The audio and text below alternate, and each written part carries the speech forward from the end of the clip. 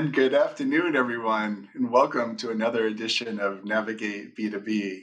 I'm your host, Steve Ferreira, CEO of Ocean Audit, a global ocean freight refund consultancy in Weston, Connecticut, 50 short miles away from New York City. However, today, white background. No, they haven't thrown me in the white rubber room quite yet, but I am guest hosting here down in Miami, Florida. I want to thank Quest for providing me the space today.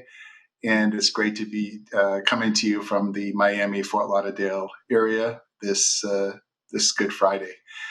Wow, what a week. Holy cow. I am just floored with information for you today in our Navigate B2B segment. First off, book promo, Navigating B2B, just released, getting rave reviews on Amazon, Barnes & Noble, thanks to distributors Leaders Press and Simon & Schuster. Everything is going 5 by 5 on the book. You know, one thing we're doing really differently on the Navigating B2B book, which I think is a really interesting offshoot or segment of creativity, is we're actually giving away free personalized $50 value LinkedIn banners. So it's really a very creative way that I wanted to give the reader of the book something special. So we put barcodes in the book. So if you are fortunate enough to have the book, you scan the barcode, upload it to us, that message comes to us, and fill in a few bits of personal information, and we'll give you a very professionally done LinkedIn banner. Something like, navigate graphic arts with Sharon, or navigate electrical engineering with Julio. So we're really interesting approach that we're taking on bringing our fans and audience more value, in the navigating B2B environment. And where would I be without FreightWaves having the opportunity to navigate B2B, which allowed me to write Navigating B2B, Master Your Industry, Your Business, and Yourself. So can't contain my excitement. I guess that's why they put me in this white room. But the book is going smashing. I want to thank FreightWaves and Craig and the whole team, Kevin Hill, and everyone involved in helping me with cross promotion on it. So great to be here, and it's truly something of a life goal for me to be not only an ocean freight expert leader, but also a best-selling author. My last book, Quit List: The Art of Persistence, hit number 78 on the USA Today Top 100, and we're looking for hopefully a number 1 or top 10 slot on Navigating B2B. So really, really great stuff coming down the line, and I can't wait to do like the masterminds and the author events and get close to everyone on FreightWaves network, and of course my following on LinkedIn as we march the next couple months together lockstep on this crazy period of Containergeddon. So just to reset, you're watching Navigate B2B, and I'm your host, Steve Ferreira. One of the things that does come into play as I start to look at the B2B landscape is I did some funky research on LinkedIn in preparing for today's show. And I was looking at a cross-section of logistics directors, logistics managers as a work title or functional title in LinkedIn. And one of the things I was really interested to find is that in my first and second degree connections, I had approximately, it was a pretty close number, about 100,000 men and women that fall into the logistics manager, kind of logistics transportation manager type genre type titles. But what was most impressive or most interesting to me is that about 4,000 of those professionals have started new roles in the last 90 days. And so I started to think, it's really interesting, and nobody has really made this kind of causal relationship connection. And I think that when you start to look at the prices and and the way that the PR is coming out of Ocean Freight 101. And I'm really talking about the media news in terms of how the carriers are promoting, or the coveted $20,000 rate with three guarantees that you have to sign in blood, right, to get on the ship. I think that the relationship that I've made here in our Navigating B2B series today, in talking about the changing roles or enhanced roles, and I think what you have there is you have a split segment of the market coming from, let's say, perhaps a purchasing role or a procurement role or even a domestic role, and now being invoked with an international or a global logistics role. And so I started to put two and two together. And I think that one of the things that we see in regards to the marketplace, not only do we have a lot of great new men and women, which is just fantastic for the industry, but the fact that we're having them at this point in time, I think if it was a tennis match, it kind of gives a net advantage to the ocean freight vendors. So let me explain. So I think if you look at this kind of rocket fuel, this jet blast, right? I put together this little graph on container shipping, and we finally have the numbers for the month of June. And this is really an exclusive for Navigate B2B here at FreightWaves. So this is June, the full month of June, 2021, 20, and 2019. And there you can see on your screen that there were 2.8 million TEUs that came into North America in 2021 compared to 2.2 in the COVID / hybrid year, and then 2.4 million in 2019 for June. So we're really, really, looking at some excessive type rocket fuel here. And I say here, stand clear of the container blast, because that's really what it is. Now, when you think about that, so we have, in excess of 500, 600,000 extra TEUs that are coming in this month. And we have new logistics managers and directors and transportation guys and gals. And, we have the algorithmic price-driven backroom offices of the ocean vendors and the freight forwarders that are now putting together the rates for especially our new men and women professionals, our new professionals. So I think that the combination of this is a very volatile or combustible type situation. We have a lot of new people doing the best they can, right? Obviously, to get the supply chain moving for their companies and to get product into the right places. But at the same time, taking the news that there's a new premium or a new diamond service, or it's almost as if somebody's going to call up a BCO one of these days and, offer a white glove premium if it's not been done already.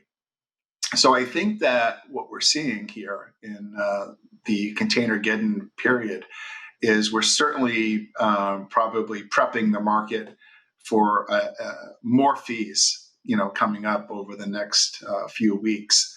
I believe that we're in a case where we are going to see a very strong, obviously July, August, and September.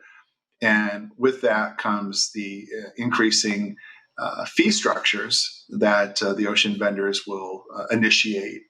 And I think that, when you look at these blown budgets, I did a great webinar the other day. We pulled off this really great webinar titled "They Gouge, You Gain." And, with Tim Duna was kind of my co-host in talking me through it. And you look at the fact that price gouging, is so alive and well in container shipping that, in fact, moving to the theme of the Biden administration, the fact that the price gouging is intact on the Pacific inbound or eastbound trades has left the agricultural community and commodity community shipping westbound containers, in other words, export from the US. All I can say is that the lobby groups for the trade groups for major exporters have really hit a home run in getting the Biden administration to recently issue an executive order to promote more competition in the ocean freight arena. Now, here's the problem, and this is part of the bureaucratic issue in Washington and the understanding of our industry, or the lack of understanding of our industry. I had mentioned on my appearance today with Andrew and Kaylee on our FreightWaves Now hit that I did at about 10:30 this morning. If you want to go back and take a look at that, having been an expert witness myself at the Federal Maritime Commission level, I know that even some minor pricing issues or disputes can take a very prolonged period to either rule on or have some policy made. Now, the fact that we're going to be looking at this competition, right? This unfairness of the fact that U.S. exporters can't get a load on, for $500 or $600 or $1,000, and have that container go into an interior point like Kansas City, and then have it go into China and have it be tied up for 85 days. I mean, long gone, right, is the kind of backhaul. Oh, okay, fluff cargo. I remember, I think there were even negative ocean rates. I'm trying to go back and put my thinking cap on. I think that there was one point where I know there was negative bunker fuel, but I remember my days at Sealand back in the 80s, we would put on hundreds of containers of waste paper to the Philippines or, as a backhaul. But now, the opportunity is from the ocean vendor's perspective. Hey, we'll take your export cargo, but you pay $10,000 or $8,000 a load for it. When the value of the commodity is actually less than the ocean freight, right? So I think the problem now is that we're in a situation where this has become a stare down contest between this kind of illusionary figure of the government saying, oh, we'll bathe you in the government light and, we'll take care of everything. I think the bottom line is that all this does, at least in the short term, is I believe this really disrupts our marketplaces. If you look at the stock market in shipping stocks and container stocks and maritime stocks over the last week or two, where this Biden executive order has been talked about or whispered about, it's really taken the market by surprise. Surprise is the wrong word. It's taken the market down, is what it's done. Some of these container shipping and maritime stocks have diminished by 25%. Now, a lot of it has to do with there were some downgrades in Oslo, Norway, on Maersk and MPCC, which is a container charter company. And so there are multiple causes why the market has crashed around some of the high-flying container stocks. And certainly the Biden executive order did nothing to calm the markets down, right? The way the order has kind of come out is it's kind of talked about that competition is unfair. And I think the first thing the media will latch on to is, the mythical $25,000 container rates that the media loves to talk about as part of Containergeddon. What the reality is that, the $25,000 container rates, they do exist. Somebody shipping from, an interior point in Vietnam to an interior point in the US. Are you going to pay 15, 18, 20, 23,000? Sure, you are. But the reality is that, I was looking at Amazon or Walmart or Target, and, if you're one of those guys shipping to the US West Coast, I'm not inside of those clients, and none of those clients are current oceanic clients. So speaking from the aspect of just a professional observation, I would say that their rates have incrementally gone up, maybe 3 times. So, for example, maybe instead of 1,100 to the West Coast, they're paying 3,300. So, what I'm suggesting here is that yes, there are obviously bits and pockets where even the biggest ocean freight importers don't get the benefit of using their ocean contract rates, for the full duration of that movement. I think that the one thing that is interesting about the 2.8 million TEUs in June is that it's been done by a combination of holding almost like baling wire, right? Where you're baling together or cobbling together the vessels and the spaces to make that happen, right? So you have a series of smaller roll-on, roll-off vessels. You have multi-purpose vessels. Quite frankly, you have some rust buckets out there that, according to schedule, these some of these vessels that are hauling containers right now should have already been scheduled for demolition in Sri Lanka or the yards over in West Asia for scrap. But they're still hauling, and you see Danaos, I believe, or I don't know if it was Danaos, but I believe a charter for a 5-year-old vessel was just recently signed the other day, starting in September for over $50,000 a day. So this tells us, right, that the inherent signal from the ocean freight VOCCs, the vessel operating common carriers, like Maersk, like OOCL, like Hapag, like Costco, they're all driving the engine where they're still saying the volumes are going to be still saturated. And as a matter of fact, I was looking at a comment John Monroe was sharing with some folks on LinkedIn today, already warning the ocean vendors, already warning the trade that the worst is yet to come in terms of volumes, spaces. Now, we still have the incredible COVID X factor, right, with the Delta variant, if that will shut down or delay. We still have another potential black swan that we will probably definitely have to get our arms around between now and pre what we would normally consider Black Friday. But I don't think Black Friday exists anymore, and maybe more on that later in my commentary. So, by the way, for everyone just joining in right now, you're watching Navigate B2B with Steve Ferreira. I'm CEO of Ocean Audit, a global ocean freight refund recovery consultancy in Weston, Connecticut, about 50 miles from New York City. So I start to think about just how the markets reacted negatively to the Biden executive announcement that he wants the full force of the U.S. government and the FMC to look into unfair practices, primarily in that very, very, very sub niche segment of agricultural exports that can't get the space. And I really, I feel for them. I feel for the exporters that want the.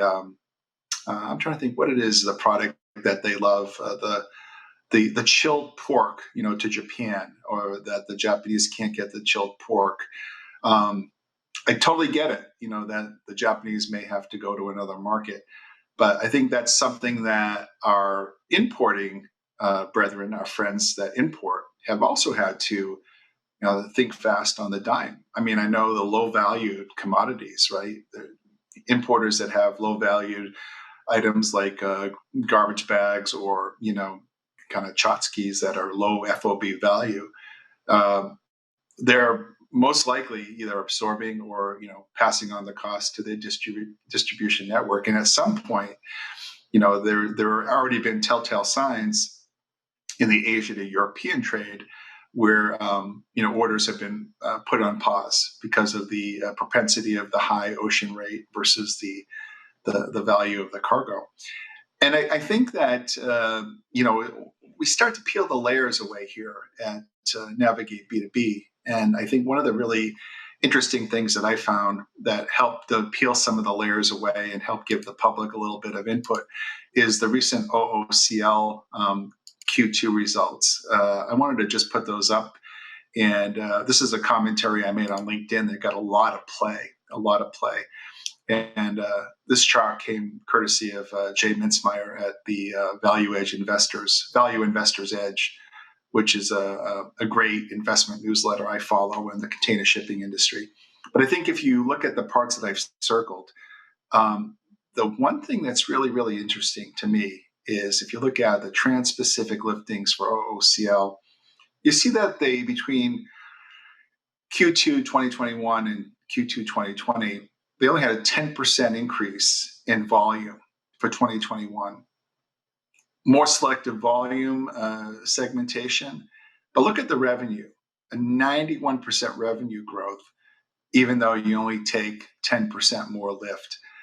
It's just phenomenal numbers, almost embarrassing numbers as we start to head into the crux of container getting. Remember, this is just Q2 2021. We already have record-breaking weeks in the books for Q3 2021. But look at the incredible gap that's been narrowed in the Asia to Europe trade. I haven't circled it, but if you look at the revenue, look at the revenues for OOCL for 2021 at 1 billion versus 1.1 billion for the Trans-Pacific. Now, OOCL was about half that in the Asia to Europe trade. So if you think that this is a North American issue, obviously you're sadly mistaken. And I think that one thing that we talked about today on FreightWaves now is the fact that the media has really feasted on these incredible 10, 15, 20,000 container rates. I don't think it's happening, right? You can just do a quick math. If you take the Trans-Pacific revenue and divide it by the lift, you get a couple $1,000s a TEU. I think it came out to 23 or 2,400. I have to do the math again. But that brings you into about a 4,000 or a 5,000 FEU. So I think that the numbers are, the numbers are great, obviously. I don't want to say they're not. Collectively speaking, we're talking about $100 billion potential profit, according to Greg Miller, the incredible writer on FreightWaves. So make no bones about it. These OOCL results are just stunning. However, when you look at the stock market and you look at Zim, for example, another publicly traded company that recently started trading, but yet has skyrocketed. This stock has really hit a little wall here for a variety of issues: the market, the inflation, the Biden comments, the downgrades on some container stocks. But yet Zim results may make these results look like child's play. And so we're really looking, I think a lot of analysts are saying that the best is yet to come in terms of how the container shipping industry starts to report its volumes and its numbers. Now, we don't have to look much further than Matson. Matson does a little bit of a soft shoe and does some preliminary announcements. Now, they haven't announced fully with an audited earnings, but right now they did come out a day or three ago and mentioned that their earnings per share are going to be somewhere in the $3.60 to $3.70 for Q2 2021. That's Matson. And the analyst had only expected about $2.25. So Matson has blown out their preliminary earnings. OOCL has blown out their numbers as well. And so we're looking at Q2 2021 to be one of the most prolific in ocean freight history. Now, everyone in the food chain benefits, right? It's just not the ocean freight line operators. It's the freight forwarders. It's the trucking companies. It's the entire segment. Now, I say this. if we're doing this kind of profitization in the ocean and supply chain, what about the men and women that are now newly coming into their roles? Remember, they are at the front lines of retailers, wholesalers, industrial, chemical folks, and they are manipulating millions and millions of dollars in budget. Remember, these logistics managers just a year or two ago were talking about managing a $1,200 or a $1,500 container. Now it's 12,000 or 15,000 or 7,000 or 8,000. So it's almost like I love watches, right? So if I get a really nice watch and I bang it a little bit, I'm thinking to myself, oh geez, I hope I didn't scratch it. But I mean, it's almost like playing with these containers, right? The rocket fuel that I mentioned earlier. It's like you're playing with five containers that might be $50,000 in ocean freight costs versus a year ago or 2 years ago where it was $5,000. So I believe that as we start to look at what's happening in the next couple of weeks, I believe that the advantage, as they say in tennis, ad carriers. The advantage has gone to the carriers because the great men and women supporting retailers, wholesalers, importers, even exporters, they're whitewashed by this container backlash, by the this comet's tail, so to speak, that once a nuclear bomb is detonated, right, there's no taking back its energy, right? The energy has already been expelled. And so I think what we're seeing is a preponderance of that energy still impacting beneficial cargo owners, not only in the USA, right, but all over the world. And I think that's a very, very, very slippery slope as we start to have new people engage on managing a problem that the ocean vendors know full hand the outcome. And the outcome can only lead to maybe 2 or 3 more major increases, which is going to put additional regulatory pressure from the Biden administration to have that wrath of that executive order be looked at. Now, could that disrupt the sweet flow of revenue and profits that are being achieved not only by the direct ocean carriers but by freight forwarders? Perhaps, but as I said, that energy has already been expelled. And when that energy is already expelled, the thought process is that those revenues will just continue to grow on the part of the ocean freight vendor. So the other thing I just wanted to say, kind of in closing, and you've been watching Navigate B2B with Steve Ferrari, your host, is that I took a look at the most impressive container moves over the past day or two in the Trans-Pacific, past couple days. And one thing I noticed in the Trans-Pacific is Toyota Motor was one of the largest importers in the last few days. Now, it wasn't cars, it was vehicle parts. And that tells me that either Toyota is anticipating this back to work process is going to result in more cars being on the road and more cars needing to be repaired, or it tells me that Toyota's had a part shortage the whole time and they're starting to get their supply chain back mainstream and starting to again look at a very high delivery of these auto parts.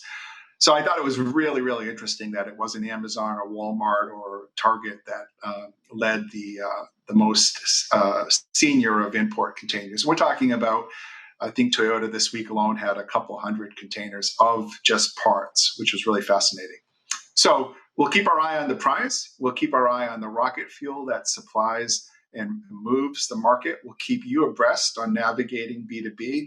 And I encourage all our new supply chain directors, traffic managers, transportation managers to pick up Navigating B2B. And we'll join in on some mastermind sessions to help you work smarter, faster, better, harder, and make more profits for your corporation. So until next time we meet again, I'm Steve Ferrara, your host of Navigate B2B, wishing you all a great and safe weekend. We'll see you very soon.